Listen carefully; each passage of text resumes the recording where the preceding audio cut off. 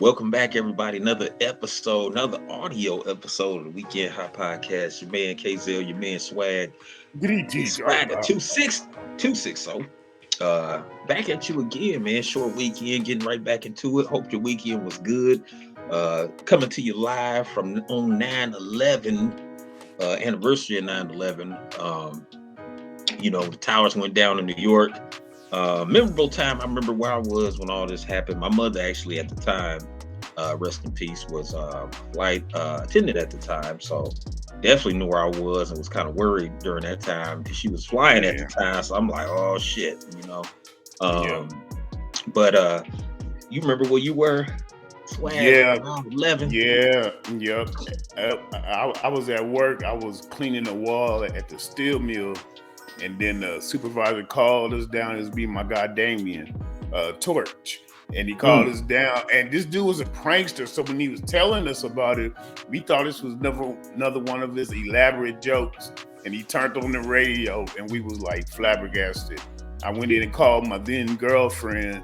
She was pregnant with my oldest son, and she was crying, talking about what kind of world we bringing our child into. It was messed up. damn. It was, Yep, yeah, that yeah. for us is gonna be like when JFK and when Martin Luther King got shot. My mom used to tell me about all like everything that was going on. Man, you could have written a book off of anybody's story from them lifetime landmarks. You said it was like Independence Day. It should sound like Independence Day and shit. Yeah, it was nuts, man. It was nuts. Hell no, yeah, man. If you don't know, or if you're young, you might be young and shit, might not know a lot of stuff. But 9/11 was when uh, we had planes going into the Twin Towers in New York. Um, and the towers came down. It was like this first time like something like this happened in the US, since I guess what you want to say black Wall Street.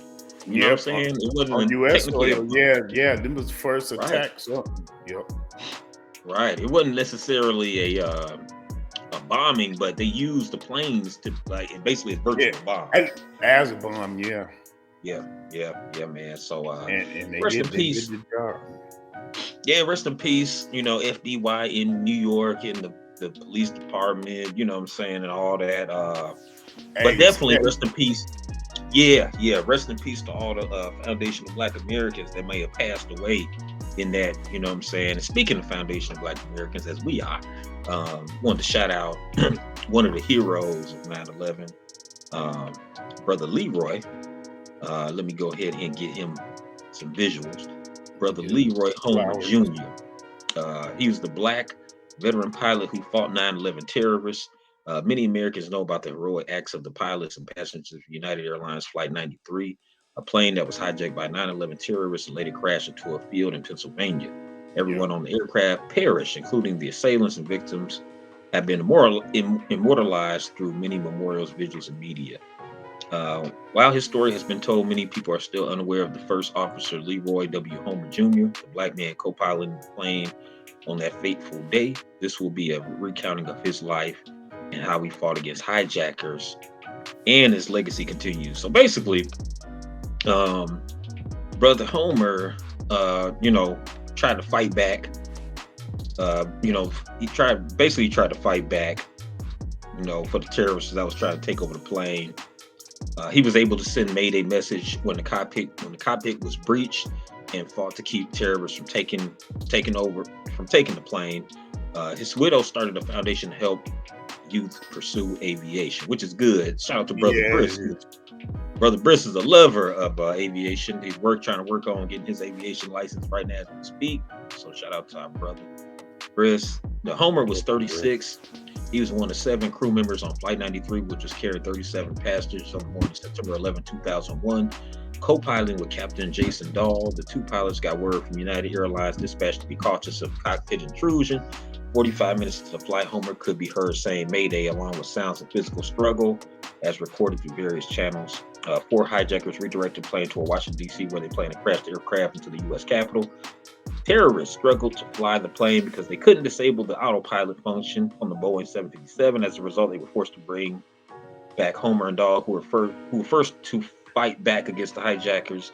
The passengers also joined in on the counterattack, which ended in the plane careening into an open field in Shanksville, Pennsylvania. So, shout out, rest in peace to the crew, and the passengers to fight back, because if they didn't fight back, it was going into the Capitol. The plane was going to end up crashing into the Capitol. So they basically sacrificed their lives for us. For the greater good. For the greater good, man. So salute to our brother, Leroy Homer Jr. Shout out and condolences to his family in these trying times. And just want to shed some light on the brother, because you don't hear about the brother. We hitting all the time when we do something, or because they kind of group 9/11 all together, so they, you don't really know who the individual heroes might have been, but I just wanted to highlight one right now. Your thoughts, Swag? Yeah, rest in peace to the brother. He fought hard for what's right. That's a lot of good faith, and just being, that's, man, to sacrifice your life and everybody else's on that plane's life for the greater good, man. That's remarkable. Yeah, man. Bravery beyond mention, man. You know what I'm saying? So shout out to him. So starting it off. Yes, sir, man. Leave your thoughts and comments. Where were you when 9/11 happened? What were you doing, and what are your thoughts or memories of it? And how has things changed for you then? Or just leave your comment or your thought. We appreciate it. Don't forget to hit that like and subscribe button. Definitely appreciate you too. Yes, sir. Moving right along, man. Swag. We're gonna move on to something a little bit happier. Shout out to our sister Coco Gauff for winning the U.S. Women's Open. Youngest sister since Serena Williams to do it in 1999. Now Coco Gauff isn't the youngest, but she's the youngest since, because Serena still holds the record for being the youngest to win it back in 99, but she's the youngest since Serena has won it. So give her a big shout out, send some love all the way out to our sister Coco. I'm snapping with the artist fingers. Yes, sir. Yep. So shout out to her. Magnificent win. I like the fact that the umpire, tennis can be a very, I know y'all gonna be like, well, he's an irritating, but it's the truth. Tennis can be a very racist game, because the umpires seem to not respect a lot of the black players. Let's call it what it is. When Coco was taken, they get a break, intermission, and they're not supposed to sit down during the intermission of the game. You're supposed to rehydrate, take a breather. But her counter opponent, who was from the dominant society, she was kneeling and resting and stuff. And then Coco looked at the umpire like, well, damn, you all looking at me, worrying about what I'm doing. She ain't supposed to be sitting. And then, she made the umpire tell her, oh, you got to get up, and everybody was all in a tizzy about that. Like, oh, man, but, the funny thing is like, we always, one thing about us, we are righteous people. We are people who, push for justice. The spirit of our people is just justice, fair, fairness. Whoever's the best wins type of attitude we have. But you sitting there cheating. Yeah, fair and square. Yeah, man. And then look, then the lady was right next to the referee. So the referee is like, umpire or whatever. Ain't no reason you couldn't turn and saw the lady sitting down and be like, hey, you ain't supposed to be sitting down. You know what I'm saying? Yeah. So it's still, you see that passive aggressiveness, that passive aggressive racism here and there. And that's why Coco was like, okay, you sitting here, your eyes is fixated on me. And this girl right here is sitting down. She ain't supposed to be sitting down. So shout out to her for winning, even through all the adversity. Yeah, man. Yeah, what's your thoughts on that, man? On the referee, how they was treating her, and then for her to come out winning. Man, I didn't see that, but that's wild to hear. I didn't hear that part. Yeah, there's a video. You can go Google that. There's a video. Yeah, I might have to, but yeah, that's scandalous. Yeah, they gave the other girl a rest. You guys follow her around the store, and then somebody else just steal it. There you go. You know what I'm saying? Follow the sister around the store. The other person got a big coat, just throwing everything in their shit. All right. It's coat game. Right. It's 90 degrees outside. She got a big ass coat on. You know what I'm saying? But they follow the sister around like on how to drink your juice. You know, the label in the freezer. Up. Hurry up and buy. You know what I'm saying? Freezing. Me money. You know what I'm saying? So shout out to our sister Coco Golf, putting it down despite all the adversity. You know what I'm saying? Doing her thing still. Leave your thoughts and comments. You know, were you amazed? Were you guys more impressed by her winning of the U.S. Open? Or are you still more impressed by Serena's? I'm still more impressed by Serena Serena. I mean, she did it first, and she was the youngest ever. It was just so much. But I mean, because Venus did her thing, but Serena was so much younger. But yeah, the younger siblings and sibling celebrities, athletes like that, you know, or any athlete siblings, the younger one always ends up being a little better because they start at a younger age, you know.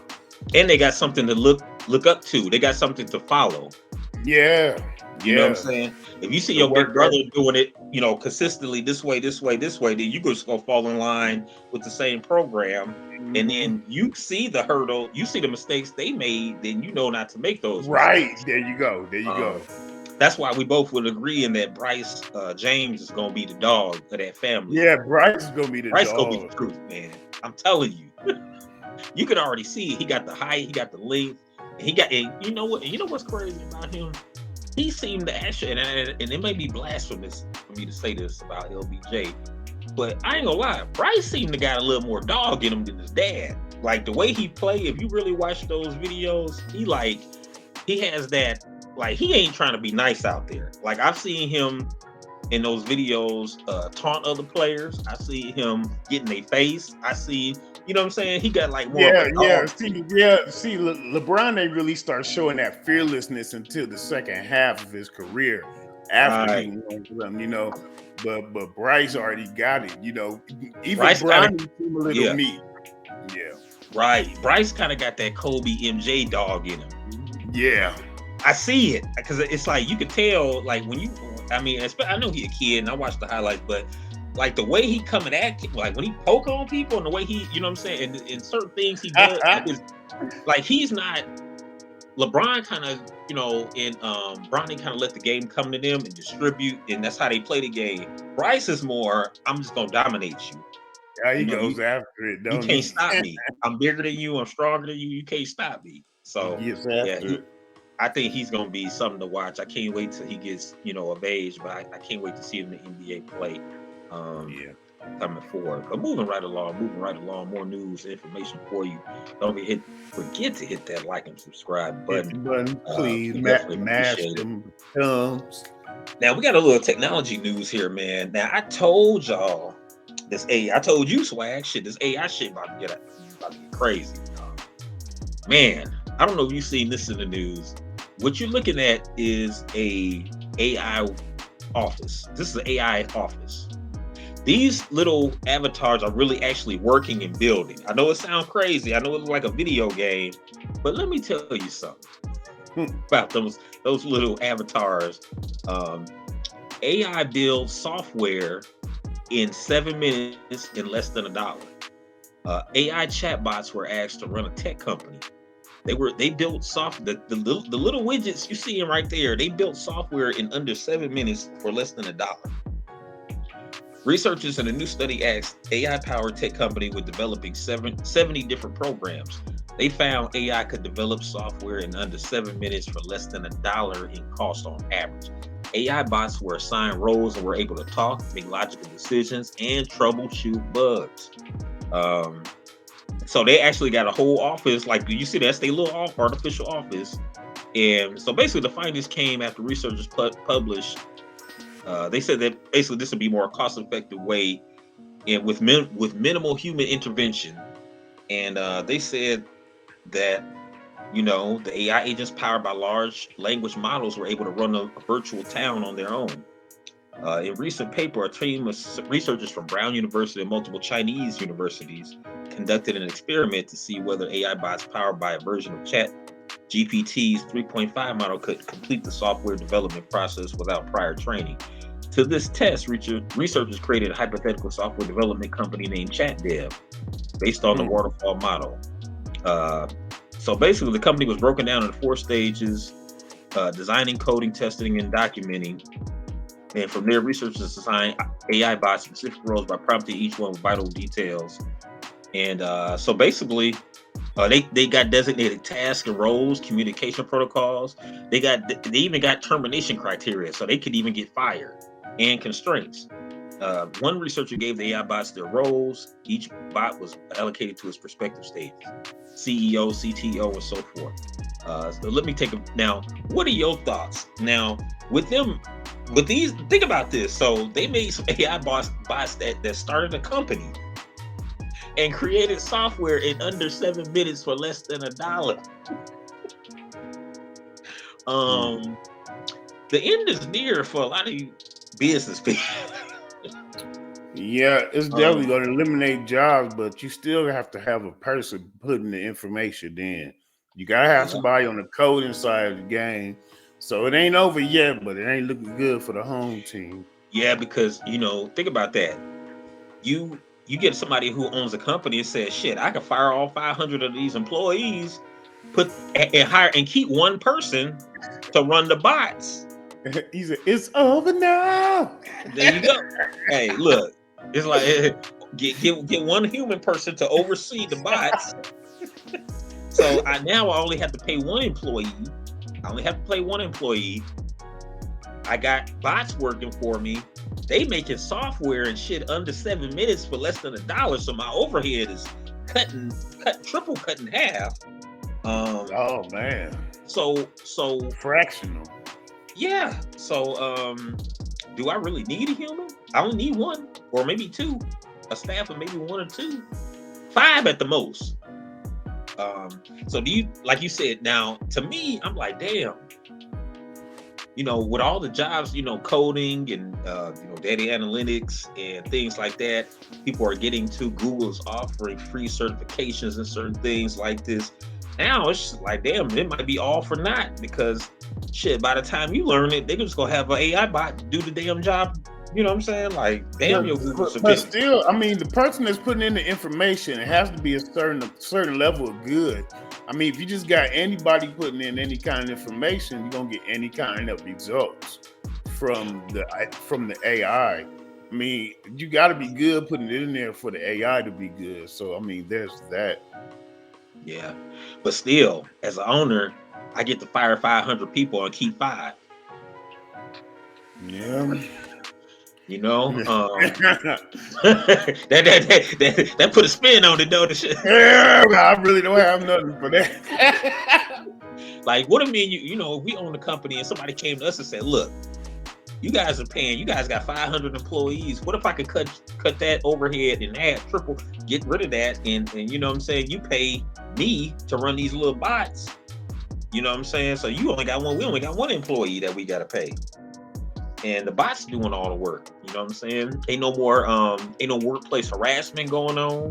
I ain't got no OSHA stuff I gotta comply with. I ain't got no unless the bots go be coming up like I got harassed and shit. He harassed me. You know what I'm saying? You sent me an illicit picture, a not safe for work picture. They sharing, you know what I'm saying? Like, what the AI bots, they gonna be sharing pics? Nasty pics on the internet or something. Like, I mean, show me that binary. I mean, I really, man, I am kind of worried about the AI stuff. I used to like the AI stuff because it does help, certain things. If you're trying to write something, it might be able to help you. I looked at it as more of a help tool but it's becoming like a takeover tool. Your boy Denzel Washington Jr. got the new movie coming out about AI. I can't think of the name. John David Washington. Yeah, John David. There's an AI movie coming out this month or next month about that whole AI thing, and they basically living in the time where AI has took over. You know what I'm saying? Yeah. So this Terminator shit, because remember the Terminator was written by our sister who wrote The Matrix. Yeah. So this Terminator shit that she wrote, this shit damn near coming to life, dog. Hey man, but remember back in 1995 when that movie came out, The Net, and everybody's Yeah. mind was blown and they was scared then too. Oh, the one with Sandra Bullock. Yeah. Right, because they, it was the identity theft scare. Somebody could take your Yeah. whole identity. Yeah, we And weathered the storm. yeah, say you did, and they live in your life and stuff. So man, and that was one of the fears too, that the AI bots could do that. Because I read an article You into said that. It they was actually on the become show. sentient beings. Yeah. So definitely keep an eye on this, everybody. We throwing a tinfoil do-rag on right now, but I mean, it's I looking know that way, it. man. Yeah, that bad boy was tight. It's looking that way, man. I mean, I'm thinking about that.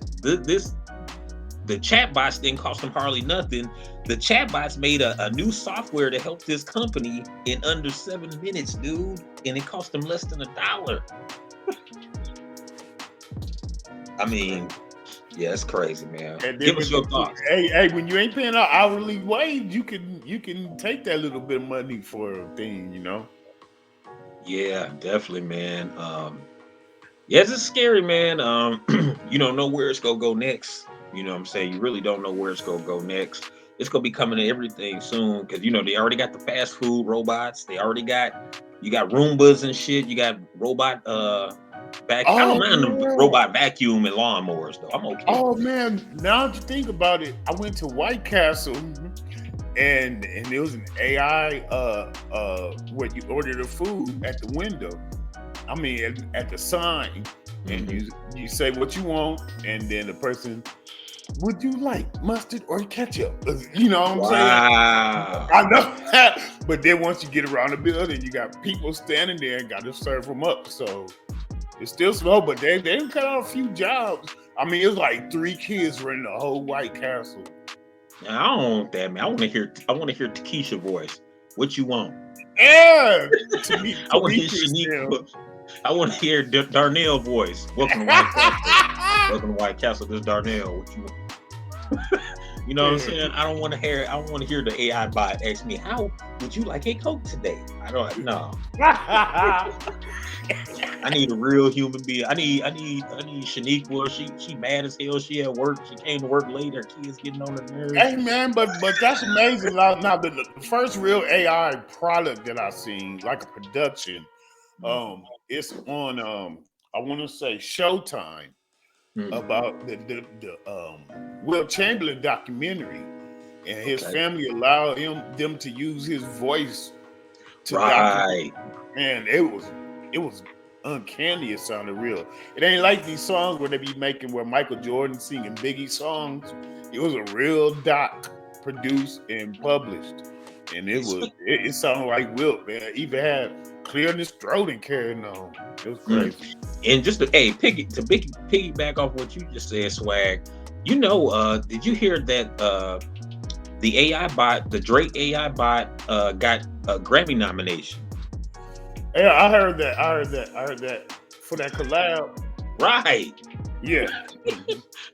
Right. They saying that a person wrote it so they can still nominate, you know what I'm saying, somebody. But like, if I was Drake, I'd be mad as hell. I'm like, how the hell y'all nominating my voice? I didn't have nothing to do with it. I didn't say none of the vocals. You know what I'm saying? If you get all the cream, I guess it'd be some justice in there. And then you know what? On the tinfoil do-rag side of the game, we connect that with the writer's strike. You know what I'm saying? Like, them writers might not get that's why it's coming about so fast, so they could try to circumvent the system. Yeah, man. Them writers could be out of a job because all they could do is get the AI bots to write the scripts. Take the scripts that they already wrote, feed them into the AI, and the AI can make up off of whatever the last stuff they wrote. You know what I'm saying? And they even talking about doing AI actors. You know what I'm saying? Remember there was a Netflix Black Mirror, and the show Black Mirror on Netflix, and they had a episode of that where was that Carmen Zeta Jones, or one of them actresses. Yeah, she in the thing, she was playing herself, but they use an AI version of her acting, and she was like, I didn't sign off on that. You know, they were like, oh, it's in your contract. And she's like, what? You know what I'm saying? So this stuff is coming. Perpetuity. They always put stuff. Yeah, they always put the details in movies and stuff, so you think, oh, this stuff ain't never gonna happen. And then next thing you know, because remember Total Recall? Remember on Total Recall they had the like how we do FaceTime. They had the FaceTime in Total Recall, remember? And that wasn't even out then. And then they had FaceTime technology on the moon mission, believe it or not. Right. But I'm just saying, in that movie, we first saw it was like, damn, that's cold. But then now this is a normal thing for us. So they always put stuff in movies first, you know what I'm saying, before they actually put it out. I believe they use it to test, like, okay, let's put it in the movie first, see how they react, and if they cool with it, then we'll put it out. You know what I'm saying? For real, okay. Hell yeah, quality control and shit. Don't forget, give us your thoughts on the chat dev and AI information technology. What are your thoughts? Do you think it's going to take over? Or if not, send us an email, send us a comment, hit the like and subscribe button. Moving right along. I got to go into a little craziness. Now, normally, last show we talked about the Paki brother who had passed away, rest in peace, for eating that one hot chip, took his life. You know what I'm saying? Unfortunately. Man, I hate to do this because, you know, I really don't like putting kids on blast. But I'm not putting him on blast because, you know, I don't want his dad coming after me. I respect, expeditiously, I respect you. But my man T.I.'s son, King, he's in the news right now, man, because he did something he probably shouldn't have did. You know what I'm saying? And he's a kid, so he gonna learn. You know what I'm saying? Especially his dad, T.I. His dad go get at him and stuff like that. But they got him in the news because he paid an adult man, tried to pay an adult man $50 to do a homeless man $50 to do the one chip challenge. So King Harris catches backlash after offering unhoused man $50 to participate in controversial one chip challenge. Now, one reason I don't feel bad is because the company Paki said the challenge ain't for kids. So at least he was smart enough to get off. At least he was smart enough to offer it to a grown man and not one of his peers. He gave a homeless man $50 and fed him. Right, you know what I'm saying? I mean, I'm gonna give him. It almost sounds earnest. Hey, look, I'm gonna get a young brother some credit because he could have took that 50 and asked one of his peers to do it. Because remember, they said it ain't for kids, and that young brother passed away. So what if he would have gave it to one of his peers and be like, "Here, I'll pay you."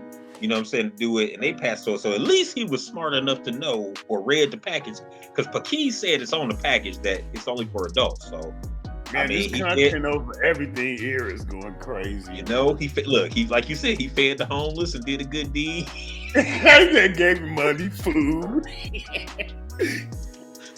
I mean, and for all we know, maybe the homeless dude like hot food. Maybe it's a homeless dude he always see. He be like, oh, I see homie all the time. He always eating hot chips and stuff. So maybe I give him a try. Hey, next time crush this up in your slam.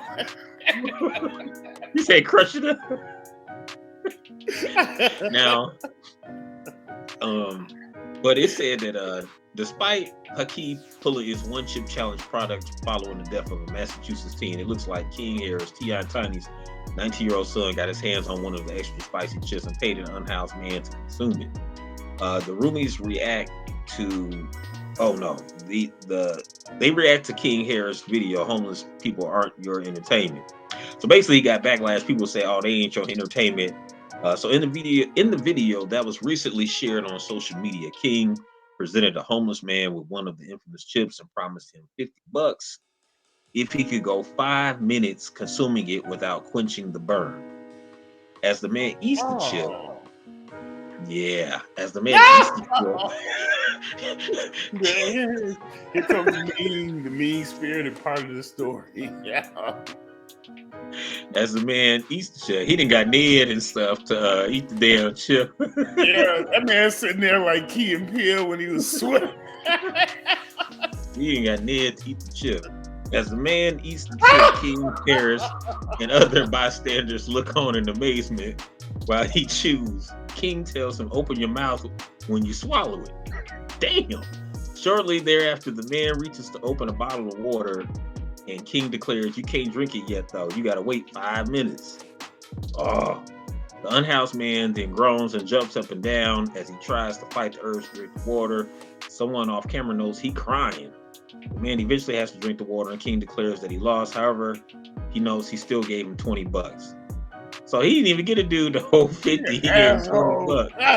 Oh, come on, King. Come on, King, man. Come on, King. Call him out. Come on, King. He's a young kid, though. Come on, so King, man. Call him out. Your dad wouldn't have did that, King. Yeah, that's not expedition. That's not expeditious. No, that ain't expeditiously. You let your daddy back it. Because your daddy, let's be real, T.I. probably would have gave him $100 anyway just for doing it. You know what I'm saying? So, man, you need to go get that man $50 and get that boy a whooping. You know what? I'm sure his father probably made him do that. I guarantee T.I. probably got on him about that. You know what I'm saying? And made him get a man some more. I mean, because that's bad. You shouldn't do that. But now it says, people on the internet will say it's sad watching this child who had a life of privilege self-destruct. Now I wouldn't go that far, but man, I wouldn't go that far, man. You gotta trust the process with all these kids. He comes from an upbringing with his mom and dad. Yeah, he got a little money, but you know, he just gotta find his way. I mean, it has some memories of some crazy stuff, but he'll be okay, man. Gotta trust the process. Yeah, man, I wouldn't put all that on the young man because it's like that's one thing they do to young black men. Man, because he was raised right. Yeah, I mean, they try to, our young black men, they try to stigmatize them and make them seem like they just bad. Now, he's done some things, but what kid hasn't done some things at 18, 17? You know, you did some shit and I did some shit when we was young. So. Yeah. What happened to boys will be boys? Right. But see, you know what I'm saying? And he got the color for the complexion. And he still ain't Yeah, he got the complexion. He ain't got the complexion. He light skinned in the mug. But yeah, he's fair skinned with the bell pepper nose. Yeah, that X's him out right there. And his hair's a little kinky, you know what I'm saying? Yeah, he on the Jackson 5 side of the game. Yeah. Now, another person wrote, somebody else on social media, or these folks really starting to piss me off. Homeless people aren't the entertainment. The fuck, better humble yourselves. Another person wrote, T.I. and Tiny need to come get their son. Like, why would you treat a homeless person like that? That's a grown-ass man, too, at the same time. Yeah, I mean, he's 19 years old. He's technically a young man. You know what I'm saying? So, he's a young man. I ain't gonna say he grown yet, but he's technically, legally, he's a grown man. But we know he's just a young man. Yeah. But I think people taking it too far, man. Like, I mean, people gotta have something to say, man. I mean, half these people probably, you know what I'm saying, threw a bottle at a homeless person or some shit. Now, me and you both was raised to treat people. I know I was, and I know you, where you was brought up. We was raised up different households and families, but both our families raised us to, you know, treat people with respect. Now, when I was young, I didn't never play with homeless people like that. I didn't never fuck with homeless. Like, meaning, I never like, oh man, watch this, I'm gonna get this home. You know what I'm saying? Like, if they ask me for money, I throw them a couple dollars or whatnot. But doing some Johnny Knoxville shit to homeless people, you know? Right. That just, you know what I'm saying? So, you know, and I'm sure, you know, it's like this. I'm sure his parents taught him better, but like you said, he's a kid, man. You know what I'm saying? He's still a young man. He's still learning, you know, certain things, and he know right from wrong. What he did was mean spirited. It's not like he committed a crime. Exactly. He did give his vagrants some money, and he still fed him, but he ain't hold up his end of the bargain, which is kind of tacky. But you know, you can't have everything. And I honestly maybe don't even think he was being mean spirited. You know, these kids now, they got all these man. $50, man. That's like like a nickel to him, man. Yeah, that is. But I'm just saying though, his parents got money, he don't. You know what I'm saying? We don't know how. His daddy and mama got money. He ain't got no money. You know, or I don't know what he got. You know what I'm saying? I'm not pocket watching the young man, but I'm just saying that. I'm just saying that I don't think he meant to do it in the mean spirit. I think he thought he was trying to be funny or doing something for the challenge, because you know these kids nowadays, they all in the TikTok, and it's just all about the challenge and you know, it's content over everything, man. and fun. Yeah, there you go. So I don't know if he had I can't really say he had a direct intent to do a mean thing, but he didn't go about it the right way. I should say he didn't go about it the right way. He could have went about it another way. Hopefully he learned his lesson.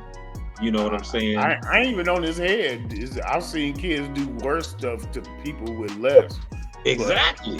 But that was still on the mean side of the game.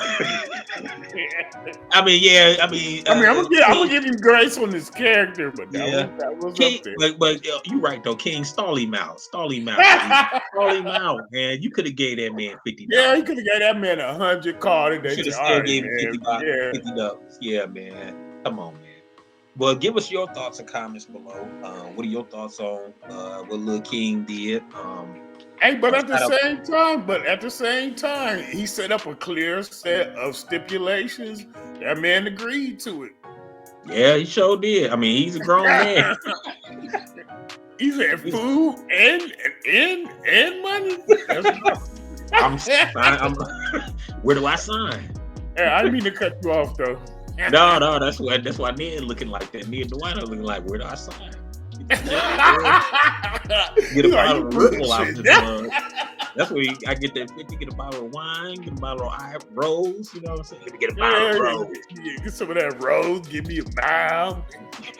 Let me get a half a pint of rose and some and some crackers. He said, give me a brick of rose in that book. Hell yeah. Moving right along, y'all. Moving right along, man. We covered this story last show. Your boy from the 70s show, Danny Masterson. Now, I got to circle back on his ass because, oh shit, I got to circle back on his ass. Hey, I was dressed for the occasion. I got to circle back on his ass. That'll be edited out. I circle back on his ass. That wouldn't happen. There had been some AI involved in it. Hell yeah. AI would have did the dive for us. Yeah. Oh, AI man. Weekend podcast. Hell no. ABI, Artificial Black Intelligence in this month. But no, Masterson, we circling back on him because your boy Ashton Kutcher, his castmate, his cat Cooch, the Kutcher, King of the Kutcher, has come back, and Mila Kunis, they have come back to his aid, and they towing the line for him. They saying that Ashton Kutcher and Mila Kunis highlighted Danny Masterson's exceptional character in support letters ahead of sentencing. So they was trying to get him less time. They was trying to use that privilege to get him a little less time and speak of his character. They tried to plead character witness for me. Hey, but they had already apologized. Yeah, man. Now, it's not only them. There actually were 50 people who penned letters of support for a sentenced rapist. Let's call it what it is. Because, you know, when we do something, we guilty. Oh, yeah, he convicted. This ain't even an allegedly situation. He is a convicted rapist. No, this ain't allegedly, man. He's been convicted. They looked the story. They looked it right now. And think about it. You still got these folks out here taping for him, putting on the tape for him, talking about his character. You know what I'm saying? Talking about his character, trying to use the privilege, use that, you know what I'm saying, $1 million worth of whiteness to get him on out. I mean, I don't blame them for doing it. If they got it, they can do it. You know what I'm saying? Because if we had it our way, I would use it. You know what I'm saying? If you was in a situation like that. But that's if I knew you was innocent. But like, if you did the shit, I'd be like, God damn, man. You might need to go serve that time, dog. Point with proving, man. Like, hey, man, you know, right? But I mean, you know what I'm saying? I'm just highlighting this to show that basically, when we, like with Bill Cosby, when we in support of Brother Cosby, and we in support of certain brothers who have been wrongly accused of things, you looked at as, oh man, y'all sticking up for him. He's this, he's that. This dude been convicted, and they still out here caping for him. So that's just to show you. I mean, my opinion, is just systemic. It's part of the systemic side of the game. They working that systemic side. But I just wanted to circle back to highlight that that they still caping for the dude. You know what I'm saying? Like, how everybody was, if you said, oh man, I like R. Kelly, I'm still bumping R. Kelly music, motherfucker was on your ass. Oh, you supporting that rapist? You supporting that? So, you know what I'm saying? And I'm talking about these people from the other side of the color spectrum, from the dominant society. So now that they convicted R. Kelly, they supporting them. You ain't hearing nobody say nothing. I mean, they went all the way to bat for him. Yeah. But yeah, they got shamed into apologizing. Then they got shit on for apologizing. Mm-hmm. Yeah, they did they Ashton Kutcher and them came on trying to apologize, and they getting shit on for that. Like, y'all was a support this dude. Yeah, too late now. You done took your hand, motherfucker. Man, Hell but yeah, they pulled up old creepy footage and stories about how allegedly how Mr. Kutcher was cutting up on set.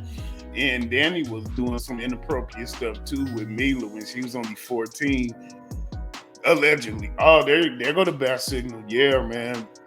I saw some coverage on that not too long before we started. Damn. So, and ain't that true? The girl who caping for him is one of the ones he might have did something to. Yeah. Damn. Okay. Yeah, definitely leave your thoughts. I know. All you gotta go to YouTube Entertainment Tonight, and they'll fill you in with the little tidbits that I could just got. Hell yeah. So yeah, man. I think, like I said, I think the man guilty. I mean, they got two women who out here.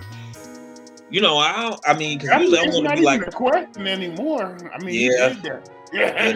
Yeah. He admitted to doing it. He said he did it. He was like, yeah, I did this shit. Like, I think he admitted it. It seems that way. If he didn't, allegedly, I'm sorry. He was convicted, so that's pretty much, yeah. Yeah, it's a done deal. All right, man. Moving right along. Now I got to go talk about my. It was another interesting story. The brothers, our Asian brothers, man, are in the hot seat. I don't know if we covered this story. There is like an Asian TikTok. And they are getting backlash. They get in trouble for having a lot of anti-black rhetoric. Because when you hear about the Asian TikTok, most people was like, "Oh, it's better than our TikTok because they got learning stuff on there." I thought TikTok was Asian altogether, like a Chinese application. Right. Well, it is. Well, it's American too. So they have an American version. They got some Far East TikTok going on that I don't know about. Well, the TikTok that we use over here, they don't use it over here. Like all the stuff that the TikTok your kids and these kids over here have access to, the TikTok in China they don't have access to. You can only put like learning stuff on there. You can't put no ratchet ass shit on. No foolishness. Ain't no street fights, ain't no girl fights on there and all that. But however, they didn't scrub the racism on that motherfucker. I'm sorry about my language, y'all. They didn't scrub the racism. The Asian TikTok didn't scrub none of the racism. So they okay. They don't want ratchet stuff on there, but they okay with like a lot of anti-black racism. So they're trying now to bring to light, what they're doing and trying to get them to stop all the anti-black racism on their TikTok. So I didn't know that they was hard into the anti-black, but I should have known. Remember that story we covered when he was like, "Nigga," remember Brother Bruce? Nigga. Right. Right. Yeah, that was Brother Bruce story, wasn't it? So basically, over in Asia, they using a lot of TikTok creators use a lot of anti-black, basically anti-black rhetoric on there. I don't know why. In Asia, they going hard on us like that. You know what I'm saying? You think they love us on Wu-Tang Clan and all that shit, but apparently not. Apparently not. Nah, man, Wu-Tang is us loving them. Right. Yeah. So, yeah, the Asian TikTok is like I said, it's come under allegations because of its anti-blackness, and so that's crazy, man. I didn't know a lot of Asians was making anti-black TikToks over there, but hey, man. Have you ever been to like a nail salon with anybody that speaks Mandarin or who understands those languages? Mm-hmm. Yeah. Yeah, they be shading all the time, man. Yeah, that's crazy, man. So I don't know. I mean, I'm not sure why. They want to do that, but like you said, remember they was calling the basketball players the N-word. I mean, they was putting hard R's on there. It's like AR. I'm like, right, they was going hard with it. Yeah, they was going hard with it. Yeah, so I don't know, man. I mean, let us know your thoughts on. I mean, this is not nothing we used to seeing from. I hate to say that, but yeah. Hey, man, I be following this one brother, man. He's in like Brooklyn or one of the one of the boroughs. Anyway, he's black. He's a young black kid, but he speaks fluent Mandarin and Cantonese. And like he'll go into like a Chinese food establishment or a nail salon, and he be listening to him shade. Then he bust out the language, and then you ought to see the looks on their faces. It's crazy. I'll forward you one. Yeah, but yeah, man, it's really visceral, man. And yeah, and it's a language that not too many American-born people speak as a second language. You just be surprised the amount of contemptful things. Oh man, no telling what kind of stuff they say. You know what I'm saying? 'Cause we don't know the language, but I know I be talking about every time I get a pedicure, man. They be carrying on about my feet. I don't know what they saying, but I know energy. Energy is universal language. You have shark feet. He's a shack foot. He's a shack feet. Deion Sanders foot. Deion Sanders foot. He's shack son. China. Now they said China urged to tackle online racism targeting black folks. Human Rights Watch says racist tropes common across Chinese social media and the platforms the government must act. Human Rights Watch has found racist content targeting black people and becoming increasingly prevalent on China's social media platforms, where it is being used to attract traffic and generate profit. So they even using this like clickbait to get paid. Yeah, so they trying to monetize the hate. Yeah, there you go, monetizing the hate. The rights group reviewed hundreds of videos and posts from 2021 on platforms including Weibo, a short messaging app, and Douyin, the Chinese TikTok, and said it found that content often portrayed black people through offensive racial stereotypes. Such material was also found on the video sharing platform Bilibili, live stream and video app Kashu, and social media and e-commerce site Hongshu. It said, noting that the companies had failed to deal with it. The amount of extremity of racist content on the Chinese internet suggests that the platforms either are not meeting their own standards, banning racist content, or that their policies are inadequate when addressing racist content, both contrary to the human rights responsibilities. The Human Rights Watch group noted that the influencer videos depicting black Africans and black Americans as primitive or dependent on Chinese people as their saviors were particularly widely shared, while black people who married Chinese were accused in online posts of contaminating and threatening the Chinese race. Chinese. Well, that sounds familiar, don't it? Hell yeah, dude. Vida la raza ass, improve the race ass motherfucker. Vida la raza. Better la raza ass shit. Chinese in relationships with black people, meanwhile, were accused of being traitors. It can go not even to the Spanish thing, it can go to the white things, you know what I'm saying? Yeah, Different. that's where I was going with. I was going more mainstream. Yeah. The Chinese government likes to tout China-Africa anti-colonial solidarity and unity, but at the same time ignores pervasive hate speech against black people on the Chinese internet.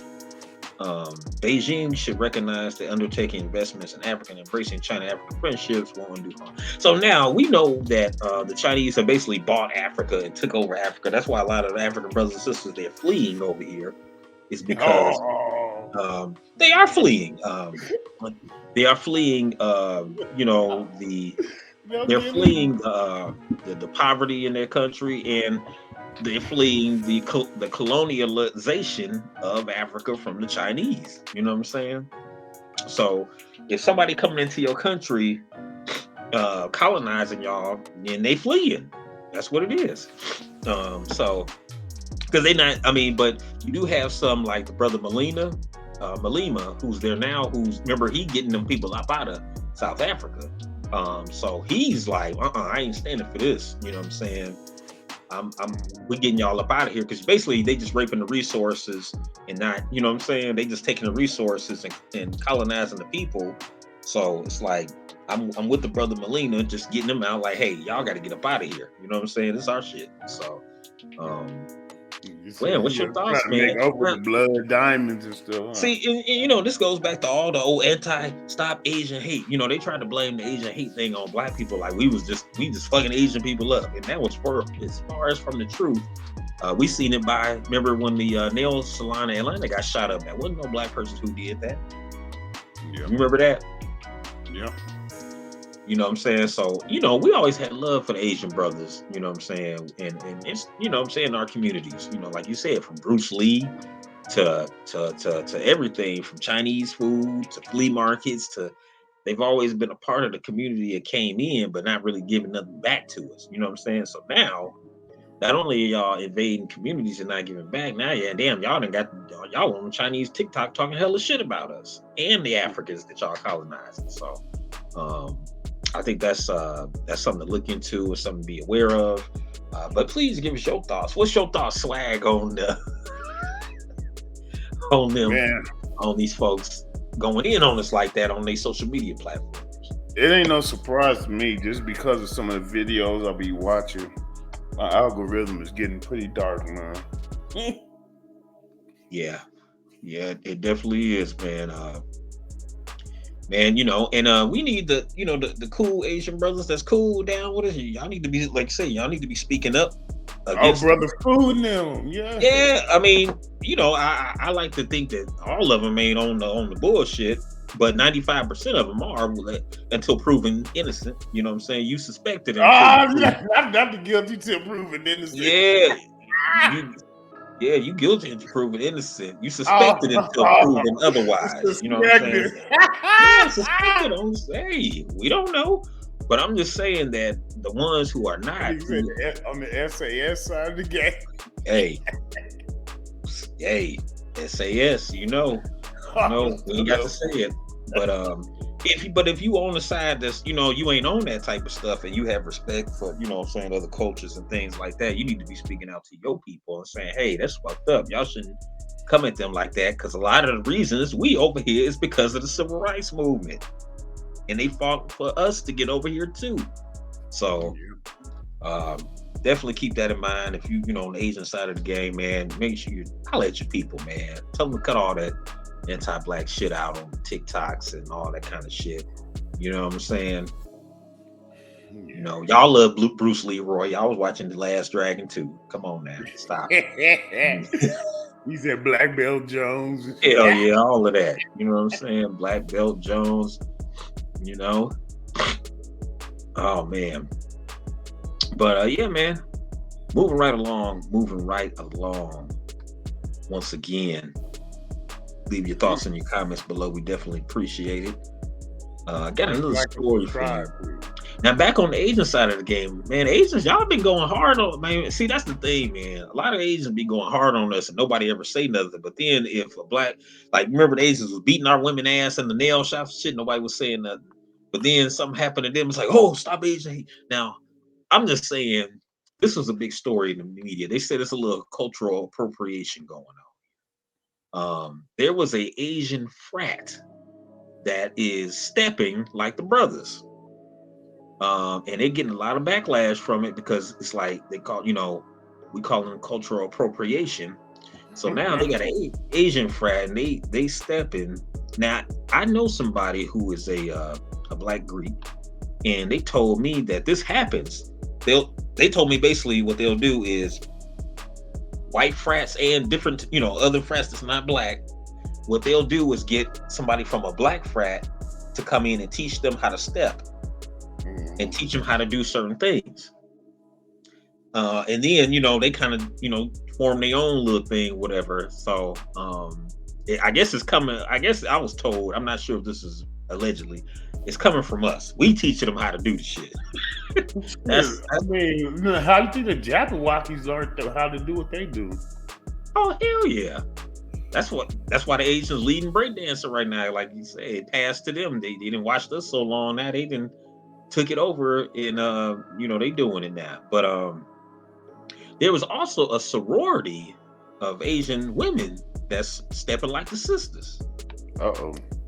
I'm gonna show y'all this in a second here. I'm just getting this together. The ski wee game. They doing, man. You wouldn't believe it, brother. I'm gonna show y'all this in this clip. I'm gonna show y'all this in this clip. I'm just get set up here. He's in the ski wee game. Yeah, the she. I don't know what they say, but stop, man, stop. She. I mean, thank you. She. I mean, thank you. Yeah. She. Now ski wee. She. So that's what they doing. Let me just go ahead and show y'all. Share my screen on the share screen side of the game.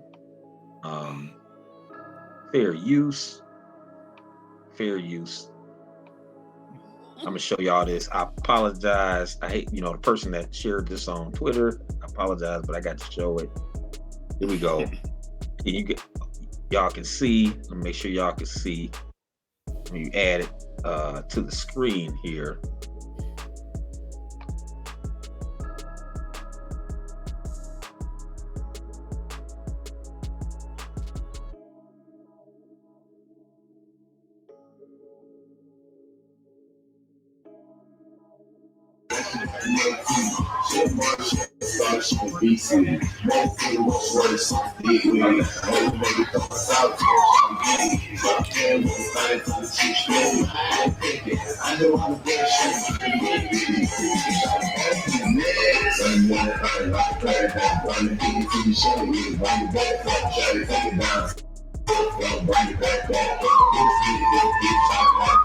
What should I play next, y'all? Y'all killing me.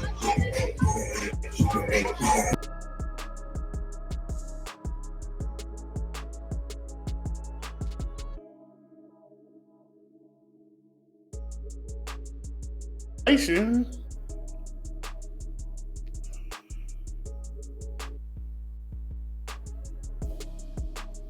All right, man. What'd you think of that? They really wasn't coordinated at all. They weren't really that good at dancing, but you could tell they was trying. They kept seeing ski wee doing the ski wee shit. Yeah, they was ski wee. They was assimilating. Yeah. Now that was the women trying to, imitate us. They did a pretty bad job at it, I must say. Hey, man, you see little afros and shit. Man, they was uncoordinated as hell. They was uncoordinated as hell. The rhythm was lacking. That hair was looking team natural, for real. Hey, but I'm still and hey, let's take it back. Let's do some history real quick. You still hear me, Swag? Yeah, I'm here, man. The Asians came from us. Because that's why they have the black Asian, the black samurais of Asia. The Asians actually came from Africa. You know what I'm saying? If you look up the DNA, they say most Asians have African DNA in them. Well, actually, everybody got African DNA with them. That's the cradle of Yeah, civilization. yeah. But if you look at the book, The Black Samurais, there's a book called The Black Samurais of Asia, I believe. I'm paraphrasing. I don't know if it's called exactly that. I apologize if it's not, but I think that's it. There's a whole thing about that. That's why you see a lot of black folks. What we used to say, and I don't mean this in the wrong way. We, in the hood, they say, "Oh, you got Chinese eyes," or you have slanted eyes. You know what I'm saying? We always looked like that was a pretty thing. It wasn't a bad thing. Like if a babe had slanted eyes, you like, "Oh, she got the little slanted eyes." Okay, you know what I'm saying? We always looked at that like that was a part of beauty, and to actually know that beauty actually came from us. So that kind of, you know what I'm saying? Man, that shit come from wearing cornrows your whole childhood. For real, I'm not joking. Pull back. Yeah, the pull back day. Yeah, the little temple braids be making the eyes come out. Mm-hmm. All right, I'm gonna show you now. We're gonna show the guys that are. Oh, they gonna do stomping. Yeah, they perpetrating. Let me show them real quick.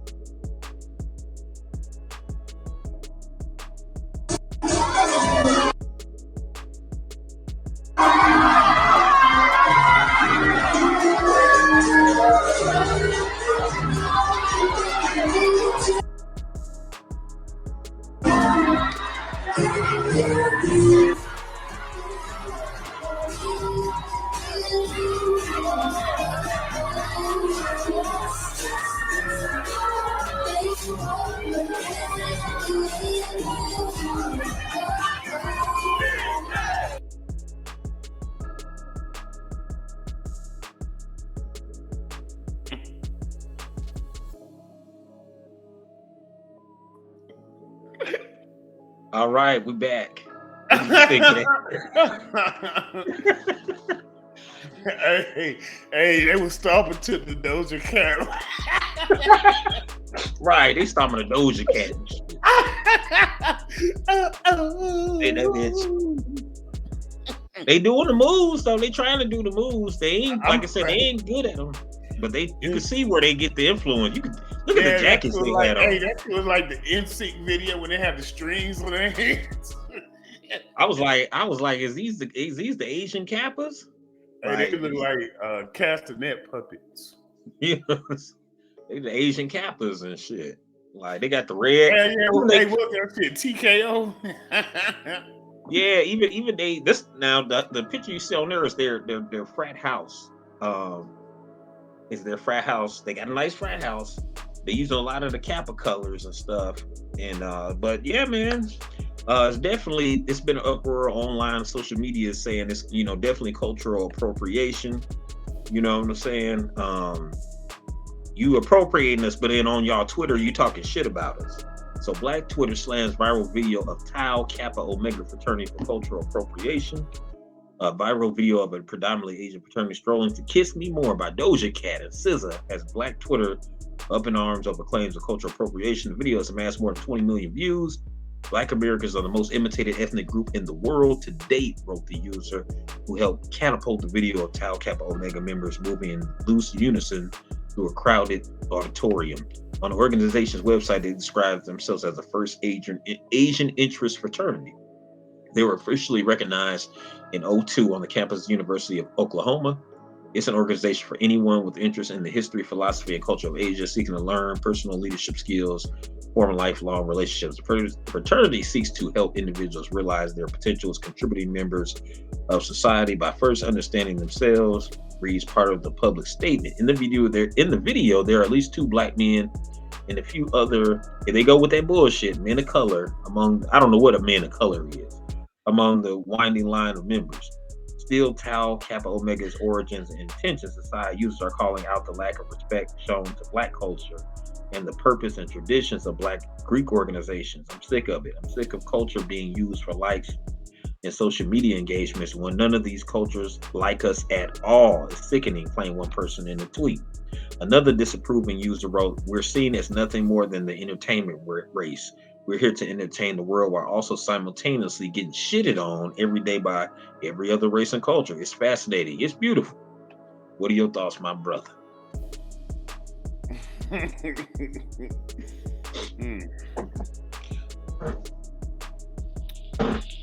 I mean, what's there to say? They was assimilating, man. Hell yeah, it was definitely culture appropriating. I mean, it is it's. Go ahead. I'm sorry.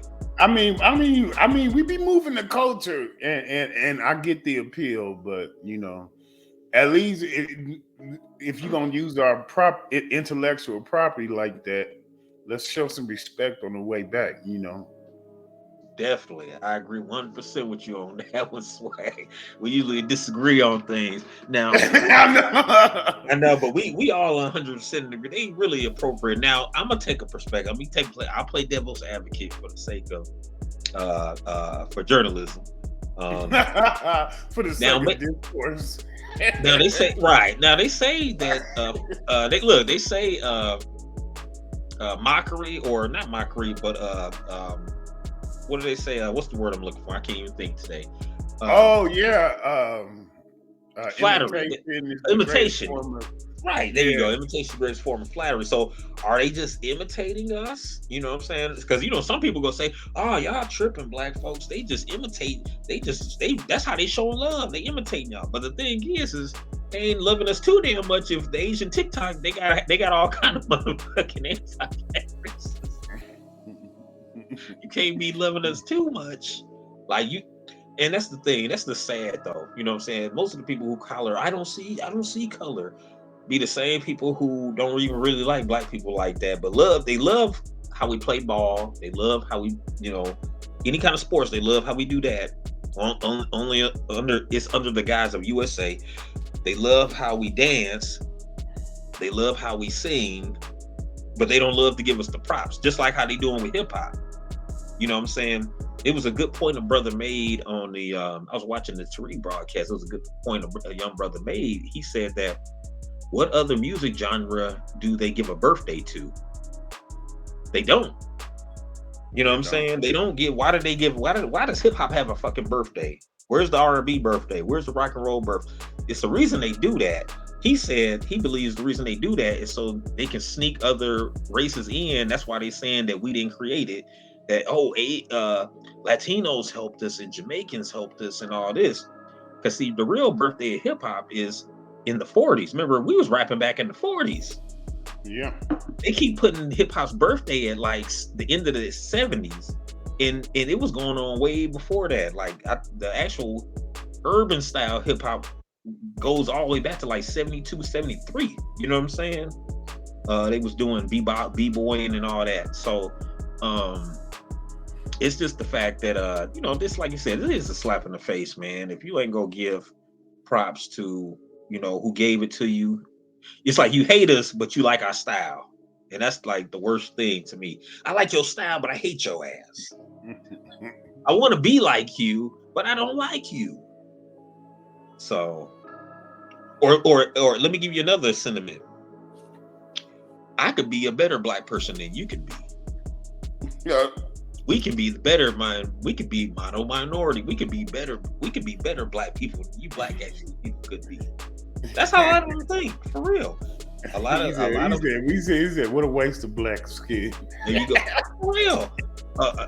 There are a lot of Latinos, there are a lot of Asians who act. I've been around a lot of Latinos and Asians who act Black, or supposedly want to act Blacker than me. You get what I'm saying? Like they think doing things is being Black. Oh, look, man, I could dance better than you. Oh, look, man, I hoop better than you. Okay, motherfucker. You know what I'm saying? That ain't being Black. It's like, I love. Okay, imitation is a form of flattery, but imitate, but also show respect, like you said. Swag. Also show Yeah, some. but when it comes to art, it's supposed to be imitate, assimilate, and innovate, and they stopping short of the innovation where they can. That's what I'm saying. That's why I said they're assimilating. I wasn't trying to be condescending, but No, you cooking. they ain't quite making it their own, you know. Yeah. I mean, it's like we created everything, and then you take a piece later on, and then say, "Hey, I'm with nah." So, but leave your thoughts and comments, guys. What do you think about the Asian fraternities, them assimilating blackness, and at the same time, their culture is again doing a lot of anti-black stuff? Leave your thoughts and comments below, and we definitely appreciate you. Whatever your thoughts and comments are. Moving right along, man. Moving right along. What a great show we having tonight.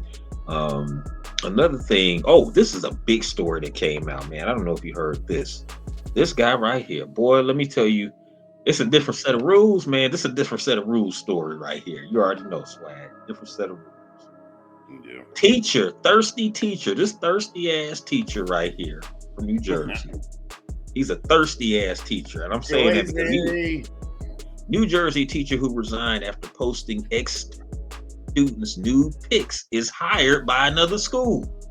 Ain't no racism. Ain't no systemic racism.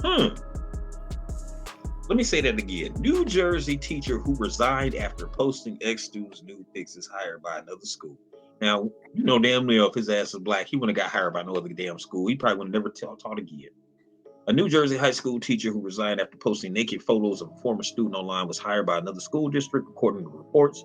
Christopher Doyle, a former math teacher at Wall High School, was ordered last month to pay Caitlin Cannon $29. I'm sorry, Caitlin Cannon 29. She's age 29. I'm sorry, y'all. He had to pay Caitlin Cannon $10,000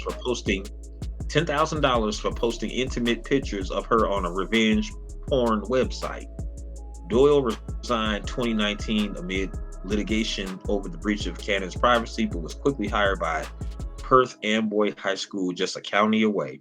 And that's how they usually do when they police too, you know. They do something to shoot a black person. Apparently he has a knack for reaching the kids. He was able to get nudes. Hell no. Okay, I'll wait for the laugh. Hell no. I guess, yeah. That's scary. Doyle resigned in 2019 amid litigation over the breach of Cannon's privacy, but was quickly hired by Perth Amboy. As of Friday, Doyle was still listed as active employee at the school, despite officials' insistence that he was not working in the district. It's my opinion that he shouldn't be allowed to teach in schools, Cannon 29 told Fox. Now, the victim is saying he shouldn't be allowed to teach. She said, that's something that's important to me. It doesn't sit right, I guess.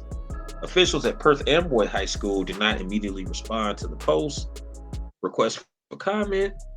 Let me see here. Cannon, the girl who, it says Cannon's nightmare began in 2018 when she received messages that the naked selfies she sent to a boyfriend while attending Penn State were uploaded to the Dutch revenge porn site Anon Ib. The website lists the photos under Cannon's first name, last initial, and Wall Township, where she grew up. As Cannon and her family received an influx of messages about the photos. Now, how the hell they know about the photos if it's on a revenge porn site? But anyway. I got some questions. Yeah. Investigators revealed the disturbing fact that the pictures were uploaded from Doyle's computer. The very man who taught her in high school and coached her sister's tennis team. I think for me, it was already something that I was dealing with and struggling with, that these photos were online that I didn't intend for anyone to see. Once I found out it was my former math teacher, it was extremely unsettling. It hit a little closer to home, made me feel scared, paranoid, violated that someone in my real life was doing this. I just imagined it was someone I didn't know. Doyle testified in court that he had re-uploaded the naked photos to the forum because he feared it would be shut down due to inactivity. Huh? Cannon's lawyer, however, claimed He like somebody got to see these motherfucking dudes. It's gonna get shut down. I got to keep this shit active. We gotta keep the party going. Cannon's lawyer, however, claimed that a revenge image search showed that Doyle's uploads were the only of their kind. Before leaving Wall High School, Doyle posted an apology on Facebook, describing himself as someone who made a mistake, but who wasn't a bad person. Ain't that a bitch? For any one of you I have hurt or you perceive that I hurt, I am truly sorry. I can only hope you can forgive me. It remains unclear how Doyle got a hold of Cannon's photos, as the boyfriend whom she sent them to claimed to have lost his phone. So the teacher found the phone and uploaded them bitches. Cannon was since set up a TikTok account using the handle Revenge Porn Girl to share her experience and discuss the mental effects of revenge porn. Now she has a master's degree in social work to help victims of sexual abuse. Now, so she was a former student, but she was in college. So basically, the boyfriend said he lost the phone. Now, this is what we saying. How do we know the boyfriend and the teacher didn't get together? Like, you know what I'm saying? Like, he sold them to the teacher. No, you know why would the teacher put it on a revenge porn site if he ain't never fucked her? Right. See, it's a deeper story that we ain't hearing about. Oh, excuse my language. I'm sorry. But yeah, man, I think it's part of the story we don't have. I honestly don't care. I mean, but man, it's something that's not being said. And I don't think no boyfriend had the pictures. And this phone mysteriously came up missing. And then her teacher, out of all people, ended up with the phone. Come on, man. Right. She was sending these pics and she blew him off because he looked like a general store owner from Deadwood. Hell yeah. I mean, I'm just saying that, like I said, like he did all this fuck shit, and this motherfucker still got a job. If that ain't that's the important part. Yeah. If that ain't systemic, then I don't know what is. Because how you get report now that's a death sentence. If he looked like me or you, that's a death sentence for his career. Oh yeah, that's full cancellation. And I'm not even talking about it even being let's say if it was somebody who looked like us, it could have been a black student and he would have got fired. You know what I'm saying? Like a girl. It didn't have to be the white girl. Now the white girl really would have got him put in jail. Matter of fact, if it was me and you and we did that and she was a white student, that motherfucker would have been in jail, dog. And they would have tied us to some molestation and inappropriate. Charges would have been trumped up. Trumped up. Like, we got you on looking at the minors. Like, it would have been like minor porn. You know, so why he didn't get that charge? You looking at child pornography? You putting up on websites. But he in it deep. As soon as you said Anand, I already knew that he was in it deeper than me. That's crazy. I mean, I'll get down to my porn, but I don't mess with that dark internet. Yeah, and this dude is allowed to teach. These are the kind of motherfuckers people sitting there. That's why I'm always for the push for FBA brothers and sisters to homeschool your kids if you can afford to and if you can, because some of these teachers coming out left and right with all this sick shit, and you know how they do our kids. You know what I'm saying? They pretty much put their hands on our kids, hitting them, calling the police on them, doing all kind of shit. So it was another little boy who just got beat up by a teacher. I don't know if you saw that video. She was slapping the little black boy all upside his head, his face. There was another incident down here where it was an apartment manager beat up a little boy, him and his sister. She pulled a little girl hair and then poured her pop on the little boy. You know what I'm saying? They do our kids dirty, dog. You know what I'm saying? Yeah, it's sad, man. Like you know damn well if this dude was black, he wouldn't be no teacher no more. That motherfucker, like I said, this is the same thing they do with cops. Like, cops shoot an innocent black person, and guess what they do? Go get a job in another county. Another state somewhere. Pretty much. Transfer 5 miles up the road.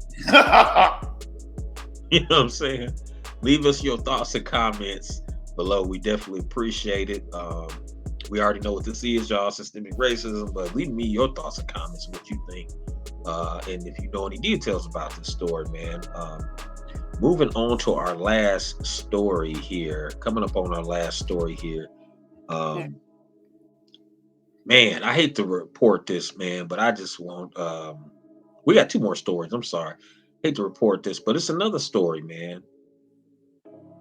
This is a big thing going around with transgender in California and other places about transgender people, about parents being able to know if their kids are transgender, like the school have them be transgender and the parents don't know. And so there was a big story out. This is a Virginia woman. Virginia woman sues pro-transgender teachers because what happened is her daughter. Man, this is a hell of a story, man. I gotta. When you hear this shit, this is gonna be crazy. So this Virginia mom sues school district, claiming staff kept her daughter male transition a secret. So before running away, the teen was kidnapped, raped, and trafficked across state lines. Now, what happened was, it said that the mother of the teenage girl who was bullied in school and eventually sex trafficked is suing her daughter's school district for withholding the information that the teenage student was identifying as a male at school. Now, the mother didn't know this.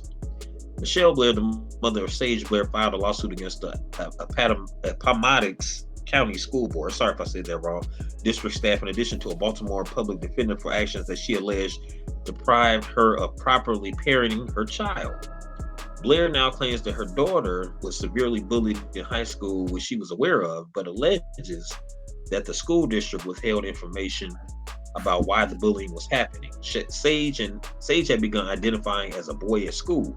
The bullying says Blair included verbal and physical assaults, but also included a constant barrage of threats of rape by male classmates.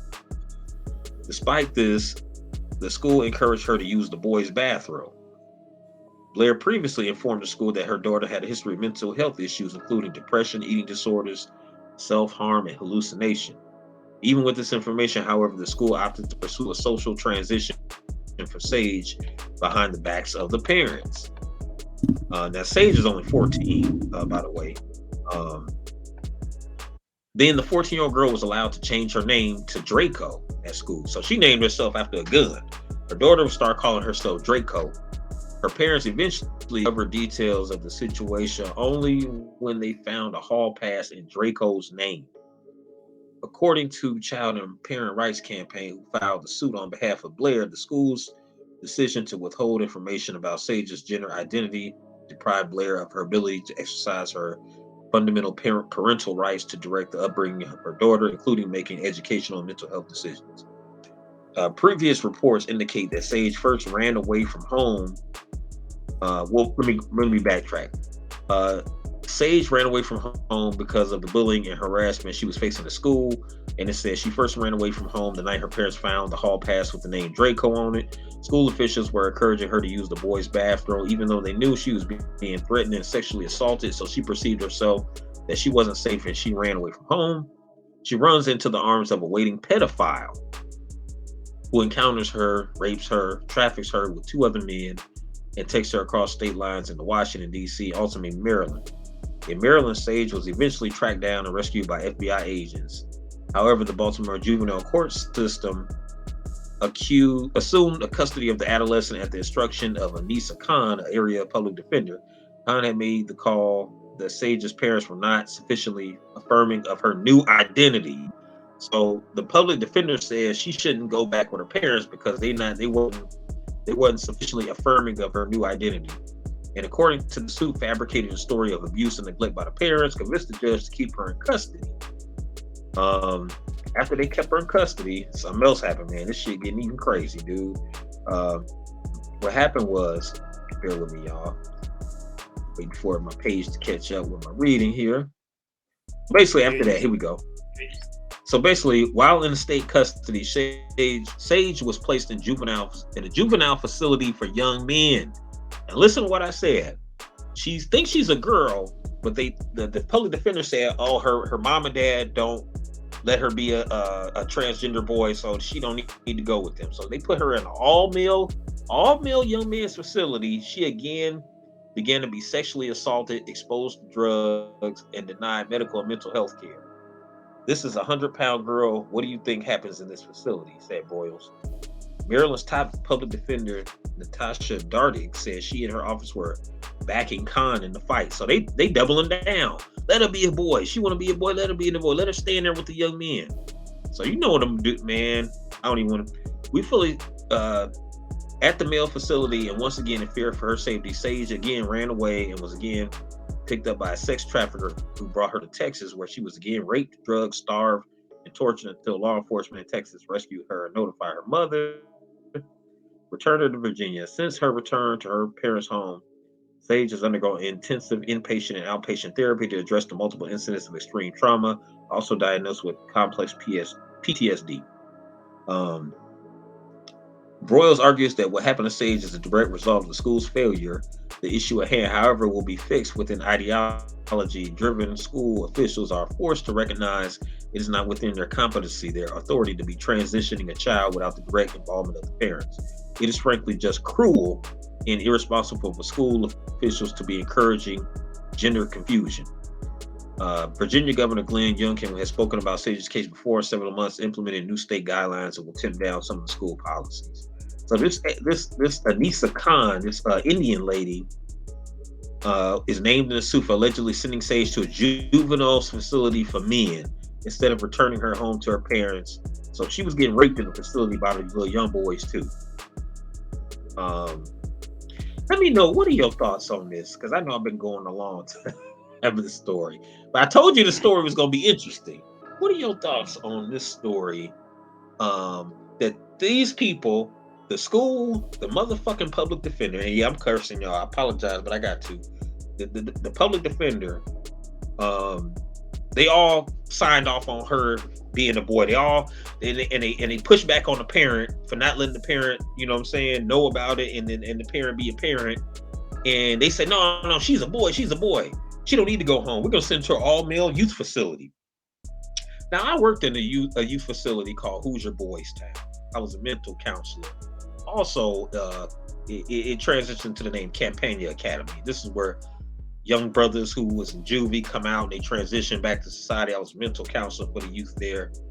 And I'm gonna tell you, if they had a look, and when I worked there, they had guys and girls, but they had them separated in different dorms, on different sides.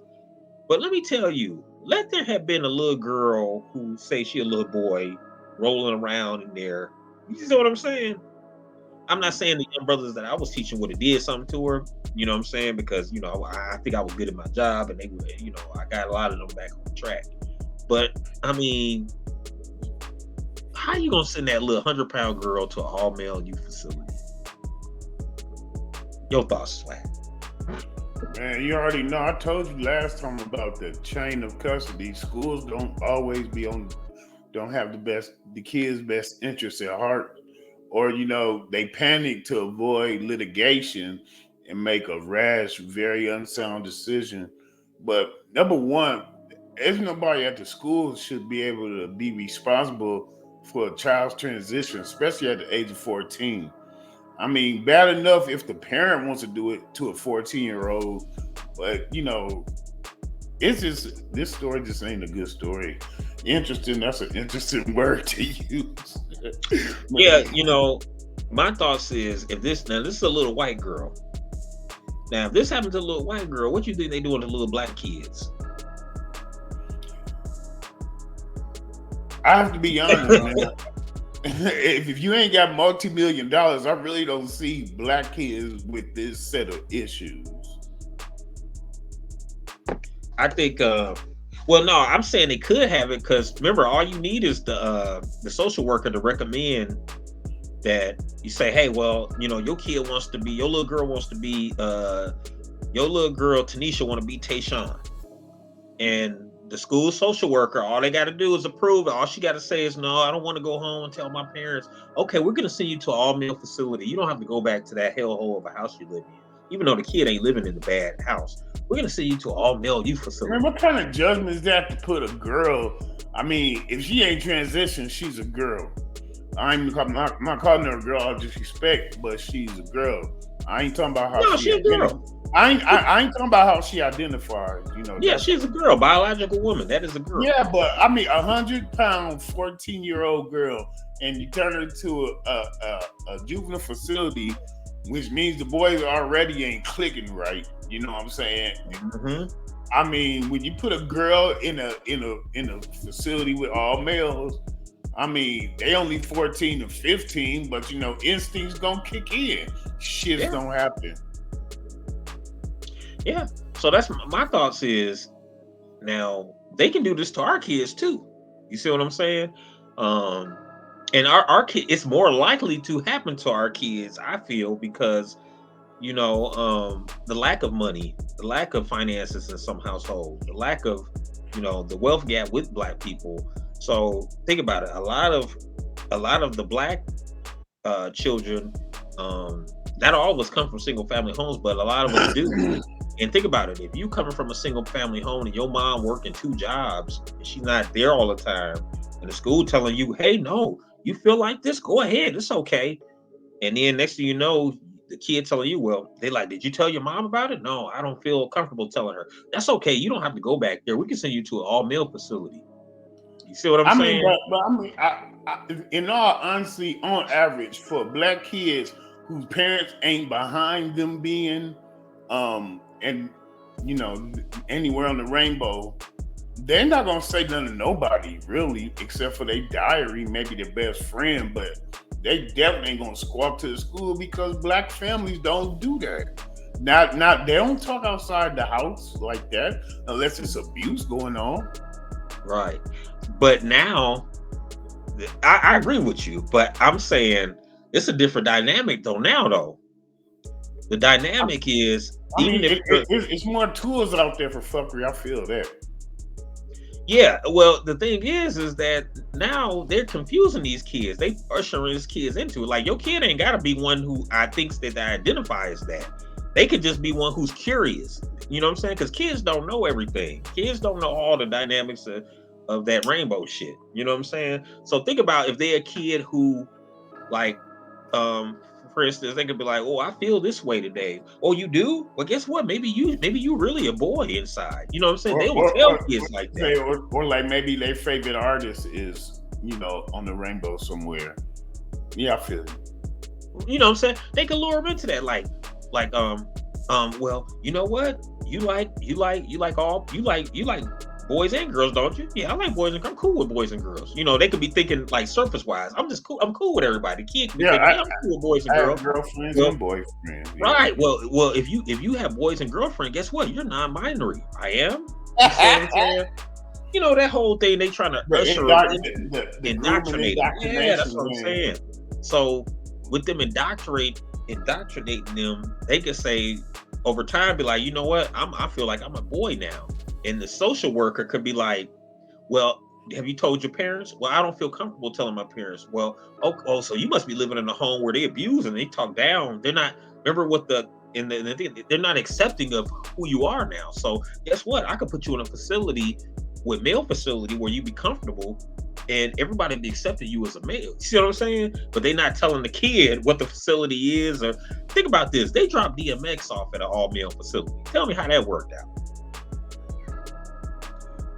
We all know the story of DMX getting dropped off as a kid. You know what I'm saying? We all heard that story of him just getting dropped off like he was a stray dog as a kid.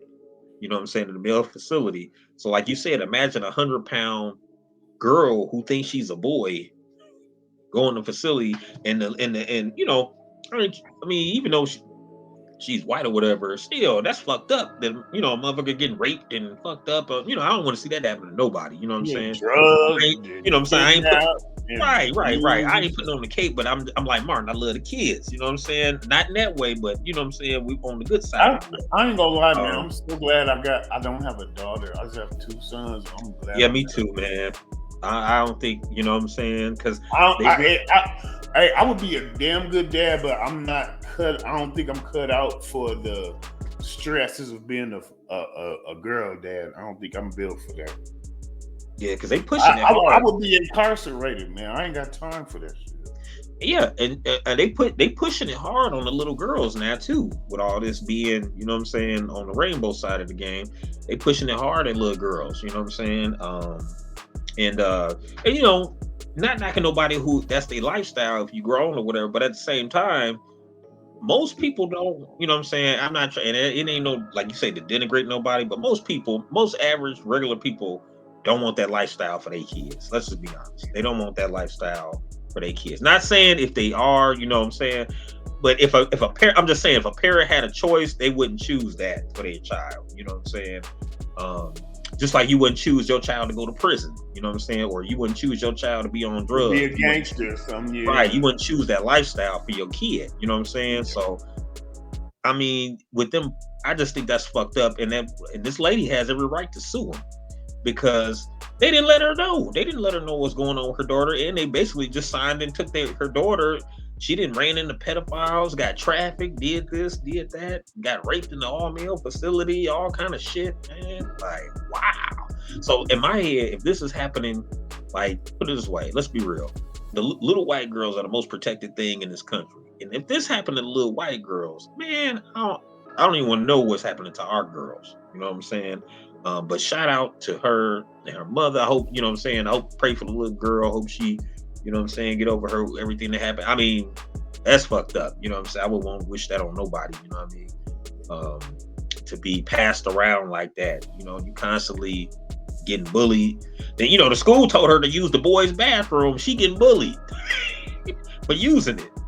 And the school, like, y'all keep using the boys' bathroom. It's okay. Like, I guarantee the name Draco has something to do with vampirism. With Dracula. I said, I swear, I said I'm willing to bet the name Draco came from something with vampirism and Dracula. I just think it came from Draco the gun. I don't know. I don't know.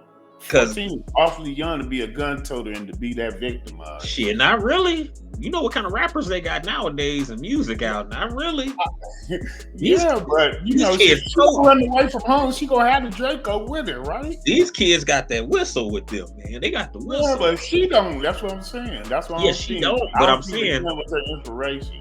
I'm saying Draco is young lingo. That's in their lingo, man. You know what I'm saying? They know what a Drake. If I go to any, you put me in any elementary school, I go to elementary school, say, hey kids, you know what a Draco is? I guarantee they gonna know what the fuck that is. Hey, ain't nothing about that blue quaff that rings out the gun toter to me. You know what I'm saying? Because another thing, Soulja Boy made this Draco popular. You know what I'm saying? And you know what kid ain't on the internet? You know what I'm saying? So. I don't think it. I would be surprised if it do got something to do with Dracula. I'd be surprised, but I figure I think she named it so Draco to seem like have a tough boy name. You know what I'm saying? I'm Draco, don't fuck with me, type thing. You see what I'm saying? I'm being real. Like, think about it. She was getting bullied as a boy and a girl. So if you getting bullied as a girl, you want to be tough. So okay, now I'm a boy. I'm a boy named Draco. Don't fuck with me. You know what I'm saying? So. I just think that she just try to use that lingo to make herself seem tough or seem very unsuccessful. Yeah, you know, it could be what you're saying too. It could be she could be on some goth shit and be like, "I love Dracula" or some shit. Be on some goth shit. Because that blue hair that reminds me of some emo stuff like Twilight type shit. Yeah, but you know, nowadays they blending the emo with the hip hop now. So for real, it's all. I know. It's all together now. You know, it ain't like when we was coming up. We had the separation of the, you know, hip hop and this and that.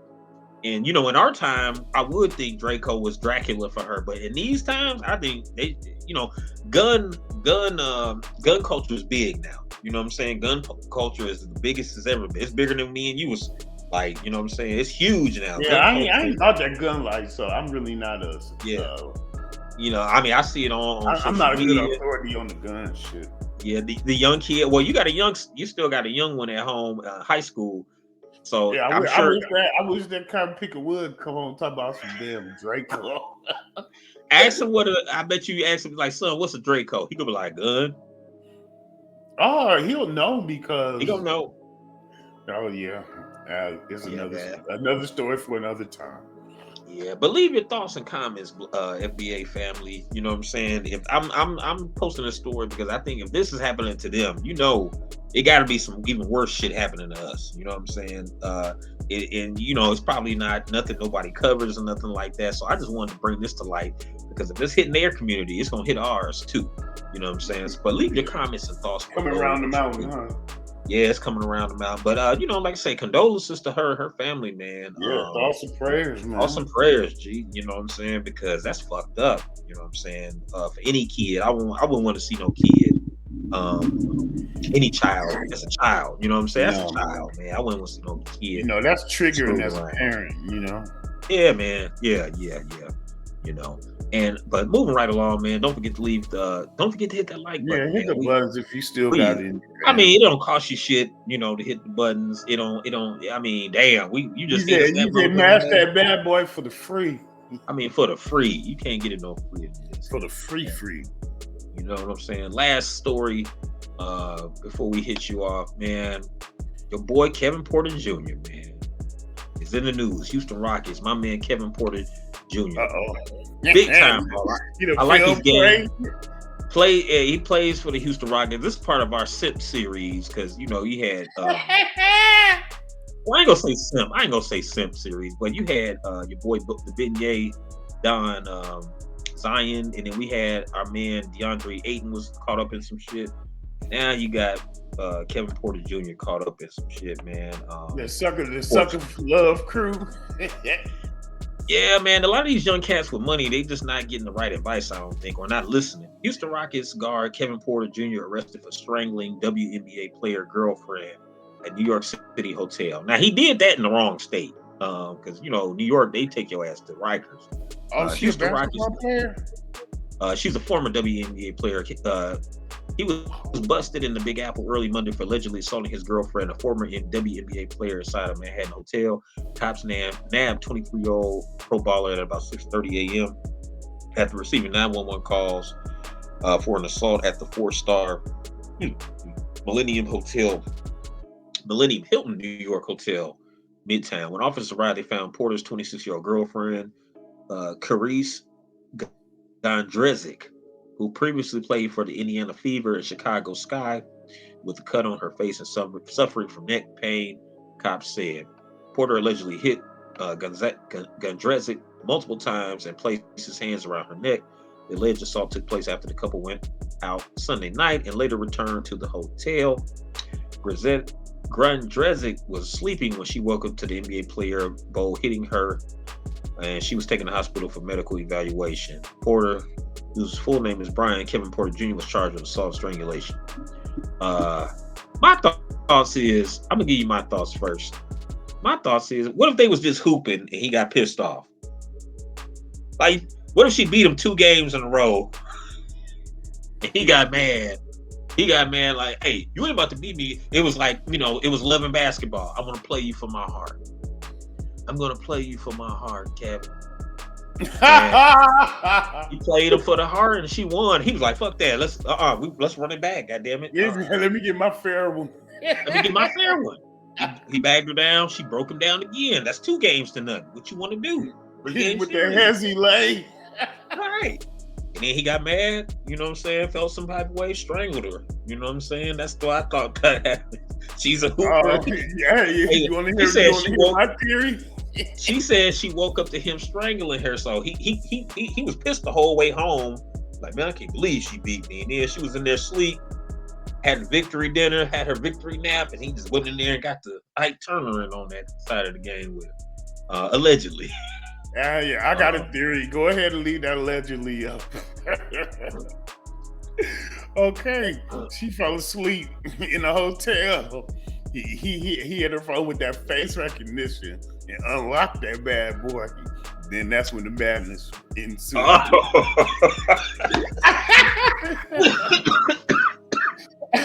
I'm sorry. You wasn't right.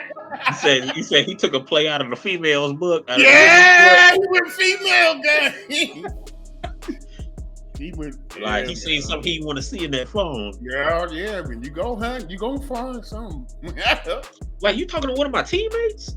You know what I'm Yeah, saying? something like that on that side of the game. You fucking That's Sangoon. my theory, and I'm sticking to it. If you know Houston Rockets basketball, Sangoon. You fucking Sangoon. What team he play for?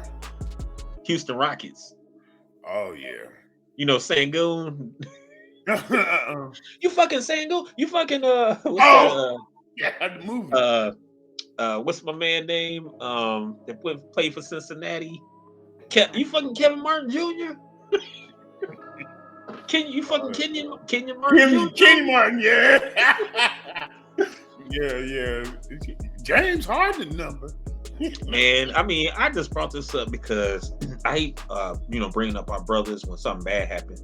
But I just brought this up because I just think young brothers that's a millionaires got to be smarter, man. You got to be smarter, brother. You got to, I mean, because, he got a daddy. He a junior.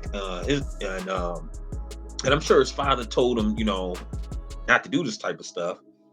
But it's like, man, young brothers got to make better decisions, especially when you got that kind of bag, man. When you got that multi-millionaire bag, you got to tread lightly, man. You got to, as my cousin Ryan, the EC say, cuz be smooth. Be smooth, cuz. Be smooth. You gotta be smooth. Be easy. You know what I'm saying? Be smooth. So you gotta be smoother than that, man. Like, you got the bag, and then you in New York. New York is not the place to catch a gun charge, an assault charge, no charge. New York is not the place where you want to get stuck. No, you don't catch no charge in New York. Now they had arrest pictures of him, but I don't like to show arrest pictures of brothers. Yeah, don't, man, we good. Because that's just I don't like seeing us like that. But he said no reason to add to the pile on that. Right. Because the mainstream media gonna do it anyway, so we ain't need to do it. But I'm just saying that Kevin Porter Jr. He's an immense. Me and you both know he's an immense NBA talent. The dude got hops out of this world. Young brother, man. He younger than her. She 26. I think he like 23. And when you got that kind of bag, you gotta kind of taper your temper, man. You know what I'm saying? Yeah, whatever happened, his feelings was hurt. And man. His ego took a hit, and he couldn't take the fallout. And that's when things usually happen. That's why I'm gonna agree with you on this. So I'm gonna agree with your theory, because for something to get him that mad to choke her in her sleep, it had to be another dude or. She was asleep, and that's a crime of passion. That's like the pan hot grits type shit. You know what I'm saying? That's something that happened usually to dudes. I done got stole on in the cold sleep before. Oh, really? What you do? What you do? I didn't shit. I was in a cold sleep, woke up to a right and a left, dog. You know what I'm saying? Like, to the point when I woke up, I thought I was dreaming and shit. I said, damn, skibbity pouch on you.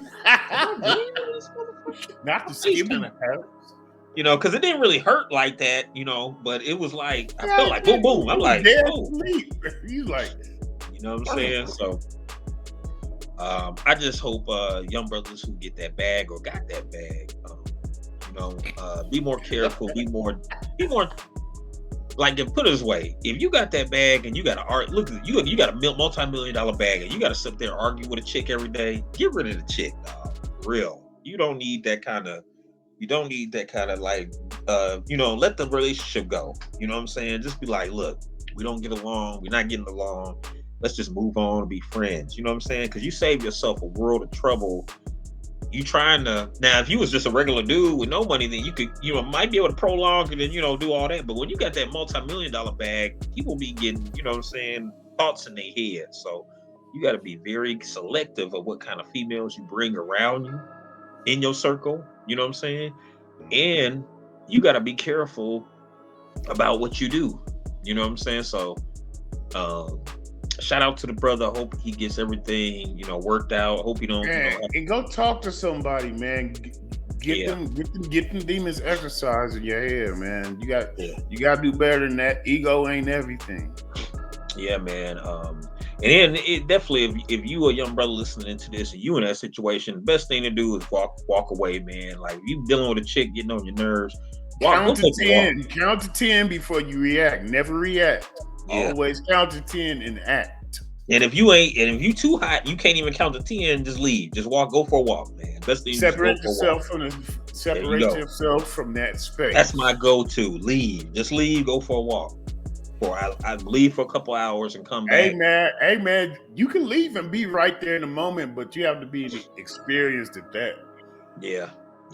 Cooler heads will prevail, and then your cooler head will prevail, and you'll be able to know what you need to do. But right. Yeah, man, when you got that kind of bad, you got to be careful, because sometimes, I'm not saying his chick is trying to get some money out of him or whatever, because she was hey man, my freedom is just as valuable as his bag to me, and that's good enough, man. That's what I'm saying. Yeah, man, you know, he don't need to be going to Rikers, losing the NBA career. You know what I'm saying? Oh, he about to get stuck at Rikers. Oh my God. Yeah, man, he's in New York, downtown Manhattan, Midtown.